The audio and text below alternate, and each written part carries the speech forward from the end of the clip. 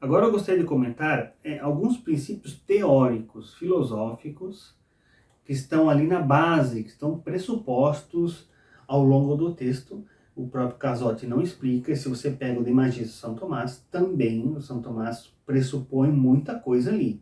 Então, se você não tem uma base filosófica, você vai ter muita dificuldade em compreender o texto. Portanto, é interessante a gente ter estas premissas muito claras.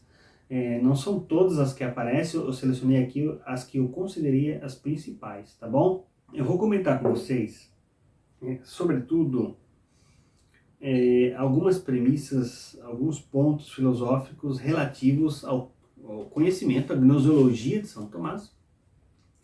E também vou comentar um ponto mais ontológico ou metafísico, tá? Mas é um só. Desse modo, eu acho que nós vamos ter aí os elementos necessários para compreender o texto que nos é proposto. Em primeiro lugar, vou começar pela premissa ontológica ou metafísica, que é a doutrina do ato e da potência. É uma doutrina filosófica que Santo Tomás extrai de Aristóteles, inspirada no pensamento aristotélico. Vou dar alguns exemplos para que fique claro, porque o melhor modo de explicar a doutrina do ato e da potência é por meio de exemplos, tá bom? Então, vamos supor que eu tenho esse copo aqui, não é? Tenho o copo está nesse local, em ato. Agora, ele tem essa perfeição de estar aqui, neste local. Mas ele tem a capacidade, a potência de estar aqui. Basta que a minha mão, que é um agente, que tem a capacidade de empurrar o copo, atualize essa potência para que ele esteja de fato em ato aqui. Isso é uma coisa muito simples, tá? É bastante evidente, né? O copo está aqui em ato, uma perfeição atual, mas potencialmente ele pode estar nesse local aqui. Por que isso é importante, essa premissa metafísica? Porque, como vamos ver mais à frente, tudo quanto é real e que existe, na filosofia se chama ente, é um ser, né? É um ser. A mesa é um ser, a cor da parede é um ser, o gato é um ser, né? O cachorro é um ser, eu sou um ser. Tudo quanto é real e existe é um ser, é ente. Aí vem o problema, né? Bom, se tudo é ente, significa então que a cor, o ser, a cor da parede ou a cor da minha pele é ser no mesmo sentido que eu digo que o gato é um ser? O gato não é uma cor, é outra coisa, né? A cor é um acidente, algo que está sempre num sujeito. É a parede branca, é a pele branca, é o gato branco. Você nunca vê cor andando por aí. Então existem diversos sentidos em que eu digo que as coisas são seres. Do mesmo modo, o copo estar nesse lugar, este lugar é um ente. O lugar é uma entidade. E este lugar também é um ente. Então, se eu não faço uma distinção dos tipos, dos modos em que eu digo que algo é um ente, eu corro o risco, por exemplo, de negar que o movimento é algo impossível. Porque eu digo, o lugar é um ente. O copo, ele está qualificado neste lugar aqui. Ele tem esse acidente. Mas aqui, este lugar também é um ente. Então, se eu digo que o copo era um ente e agora ele é, de novo, um ente. Se eu digo, bom, o copo mudou ou não mudou de lugar? Se eu digo que mudou, então eu vou dizer, bom, aqui ele era um ente, e o que há fora do ente, do ser? É o nada, né? Fora do ser está o nada. Então aqui o copo é um ente, e se eu digo agora ele já não é mais este ente, agora ele é outra coisa. O que é essa outra coisa fora do ser? É o nada. Então, para eu poder dizer que há uma diferença entre este ente e este ente, eu tenho que fazer uma predicação diversa. Eu tenho que dizer que há sentidos diferentes. Então Aristóteles saiu com a doutrina do ato e da potência, dizendo, olha, nesse local o copo ele é um ente, ele é um ser, né, que está neste lugar, ele tem este acidente, mas potencialmente eu também posso dizer que ele é um ente aqui, só que em potência. Então posso dizer que há uma diferença. Aqui ele está em ato, aqui ele está em potência, tá bom? E essa doutrina do ato e da potência explica outras coisas. Por exemplo, o nosso conhecimento se dá numa dinâmica de ato e potência. O meu conhecimento, o meu intelecto, ele está disposto a ser atualizado pelas informações externas. Então ele está em potência para receber a informação. Ele tem a capacidade de receber conhecimento. Dinâmica de ato e potência. Tá bom? Ou sei lá, só para dar mais um exemplo, caso a explicação do movimento pareça para vocês um pouco mais abstrata e tal, vamos supor assim, essa mesa aqui, né? Se eu chegar e jogar uma gasolina e botar fogo nessa mesa, a mesa vai queimar e ela vai se transformar em cinza. Então vai ter ali uma transformação, uma mudança de forma. Essa mesa é a matéria que estava configurada com uma determinada forma substancial. E quando veio o agente com uma nova perfeição, no caso o fogo, ele promoveu uma transformação, uma mudança de forma, de tal maneira que a mesa se converteu em cinza. Então havia um substrato, a matéria, que estava configurada de determinada maneira, e por meio de um agente ela se reconfigurou em forma de cinza. E eu posso pegar essa cinza, como tem pessoas que fazem isso, né? Quando, sei lá, quando vão cremar aí o seu cachorro, não sei, né? Mas existem pessoas que fazem isso. Morreu o pet dela lá, bota o cachorro para cremar e faz um diamante com aquela cinza, né? Pega aquela cinza lá do cachorrinho, aquela matéria em forma de cinza, configurada com uma cinza, com a forma substancial de cinza, e numa máquina especial, com certa temperatura e pressão, eles conseguem transformar aquelas cinzas em diamantes, eles reconfiguram a matéria. Então a madeira, ela é em ato mesa, essa matéria, ela é em ato madeira. Quando eu boto fogo, essa madeira, ela se transforma em cinza, então a madeira é em ato, depois a madeira em potência, ela pode se transformar em cinza, e essa cinza em ato pode se transformar potencialmente num diamante. Portanto, a doutrina do ato e da potência, que vai ser usada por Santo Tomás para explicar também os pontos relativos ao conhecimento, tá bom? Que é o que nós vamos comentar alguns pressupostos sobre o conhecimento em Santo Tomás. Dois muito básicos, três, na verdade, três pressupostos basilares de Santo Tomás são os seguintes. Primeiro, a gente conhece a realidade. Santo Tomás não é como Descartes, que sai duvidando de tudo, sai negando tudo para ver se ele chega com alguma certeza na vida. Né? São Tomás, ele assume que nós conhecemos a realidade, que o fogo queima, que a pedra, se você chutar ela, vai te machucar. É óbvio que o nosso conhecimento ele não é perfeito, São Tomás nunca afirma isso. Ele sempre diz que, se você pega lá no De Intra Essência, ele diz que são poucas as coisas que nós conhecemos com precisão a essência delas. Conhecemos a nossa própria essência, né? Porque é uma experiência interna nossa. Conhecemos a essência de alguns objetos matemáticos, de um triângulo, por exemplo, né? Uma figura de 3 lados, etc. Mas, da maioria das coisas, o nosso conhecimento ele é muito precário.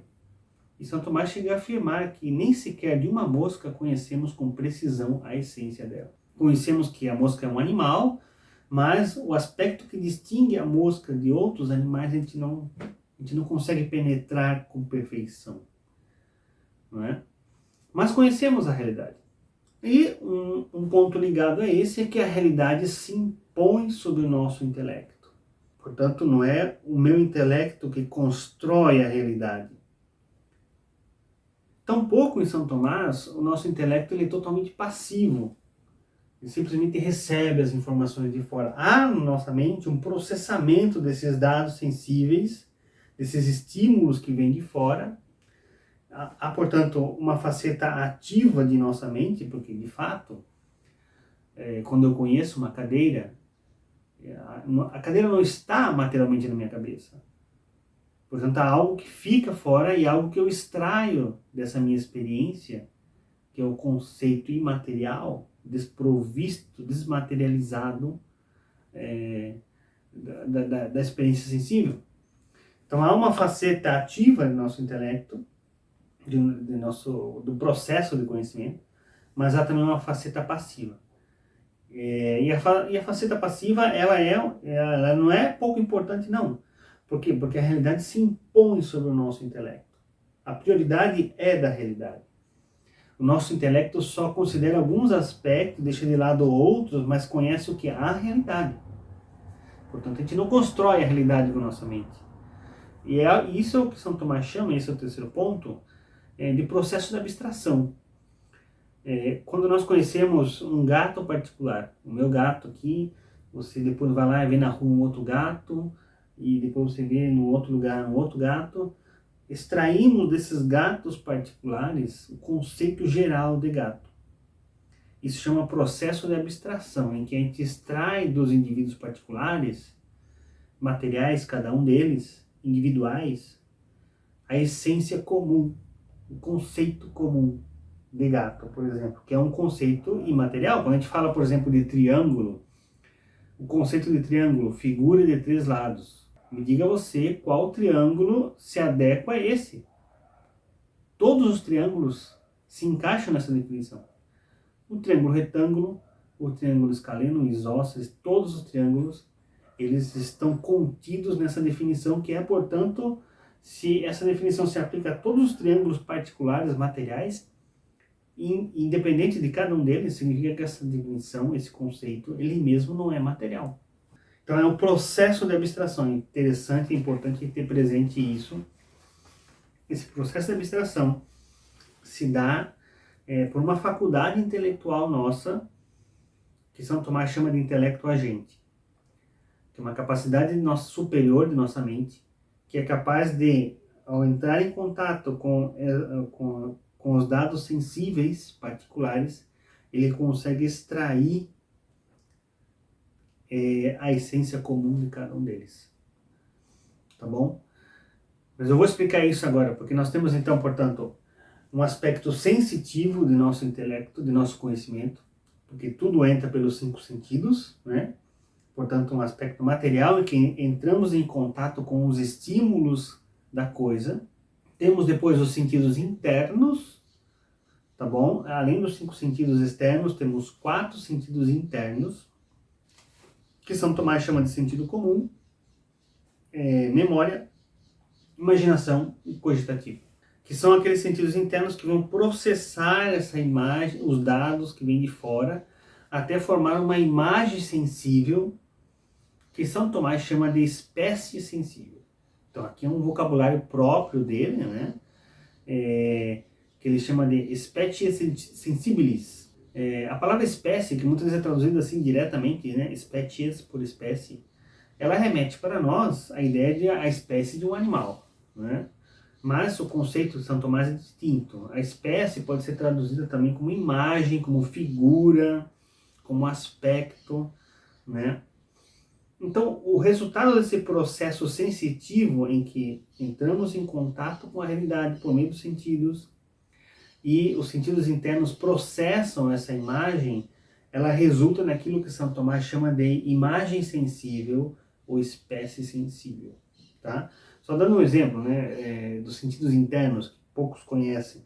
Se eu tenho um cachorro, então, quando a gente entra em contato com o cachorro, com os nossos sentidos, eu posso passar a mão na cabeça do cachorro, né, o tato, eu posso ouvir o cachorro latindo, eu posso ver o cachorro abanando o rabo, né, eu posso ver o cachorro correndo. Então são diversos estímulos e nós temos uma faculdade interna da nossa sensibilidade, do nosso órgão cerebral, né, do nosso órgão do cérebro, que se chama sentido comum, que é capaz de juntar essas diferentes informações de distintas origens num objeto só. Sentido comum. Depois temos a memória, que é a capacidade de lembrar os fatos passados, a imaginação, que reconstrói o todo a partir das partes. Vamos supor que eu simplesmente estou ouvindo o cachorro latir. Eu, com a minha imaginação e com a memória, trabalhando junto com a imaginação, a partir do som, eu consigo reconstruir a imagem do cachorro. Seja um cachorro que eu conheço, né, ou um cachorro em geral. Então, se é o meu cachorro de estimação, eu vou já com a imaginação e eu vou juntar com esse som a forma do cachorro que eu tenho, né? O tamanho, a cor, o modo como ele abana o rabo, etc. E a cogitativa é um sentido interno que dá a primeira apreciação desse objeto. Esse objeto que foi juntado pelo sentido comum, foi reconstruído pela memória e imaginação. E São Tomás, nesse contexto, ele costuma dar o exemplo da ovelha. Então a ovelha, quando vê o lobo, ela escuta o lobo uivando, ela vê a cor cinza do lobo, ela vê o lobo correndo. Tudo isso vai ser juntado no sentido comum, na imaginação, na memória. Ela vai se lembrar de outra vez que ela viu o lobo. E a cogitativa vai fazer uma apreciação desse objeto. Vai dar o sentido de que, olha, isso é perigo, corre. Essa apreciação de perigo, esse sentido de perigo, é algo que não está na cor, não está na figura do lobo, não está no som do lobo. É o que São Tomás chama de sensível por acidente. Tá? Não vou entrar em detalhes aqui, mas é o resultado da cogitativa, que é uma primeira apreciação sensível do objeto.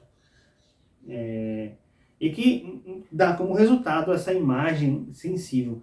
Então é o primeiro passo, é o primeiro momento do processo do conhecimento. Ele termina com o que São Tomás chama de espécie sensível, ou às vezes ele chama também de fantasma. E Mário Casotti usa esse termo, ele não explica, eu coloquei ali no texto algumas notas explicando para vocês, né, mas eu ressalto aqui. Quando São Tomás fala de fantasma, ele não está se referindo àquilo que nós entendemos por fantasma. Por fantasma, ele entende a imagem sensível, o resultado final desse primeiro processo sensitivo do nosso conhecimento.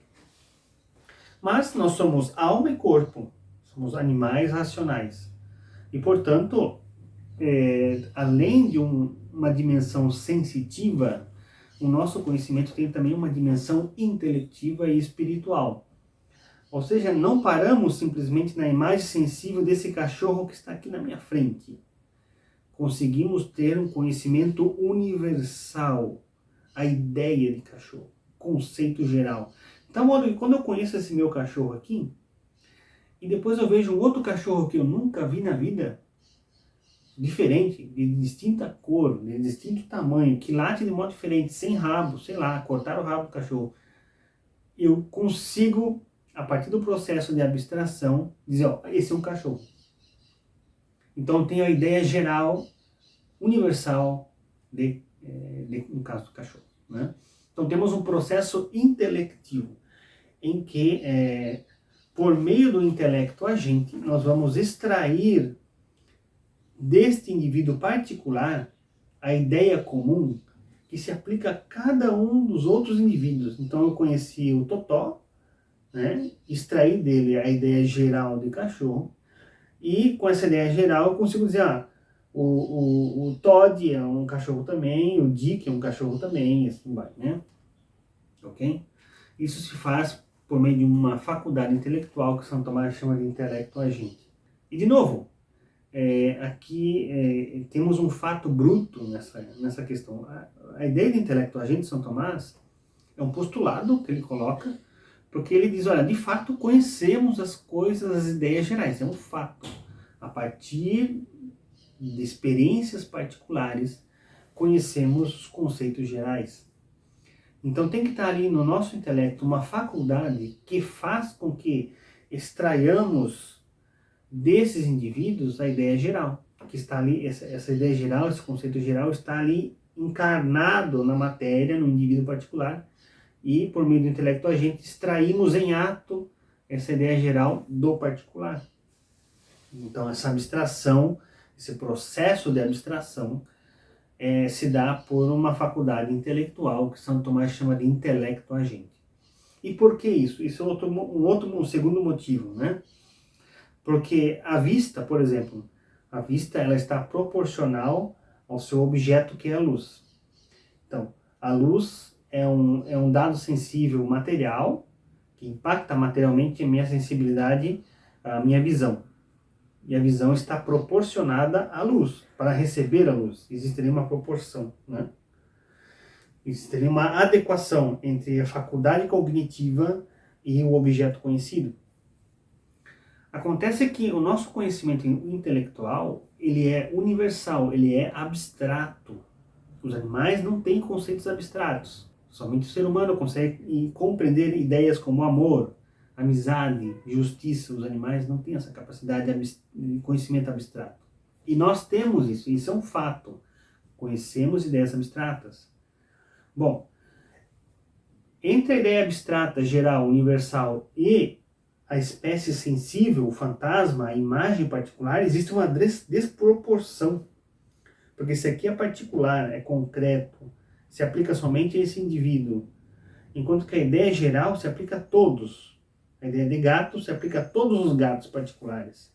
Então existe uma desproporção e é preciso então reconhecer uma faculdade intelectual que pegue essa imagem sensível e extraia dela o que está somente em potência nela, que é extrair dela a ideia geral que está contida potencialmente nessa imagem sensível.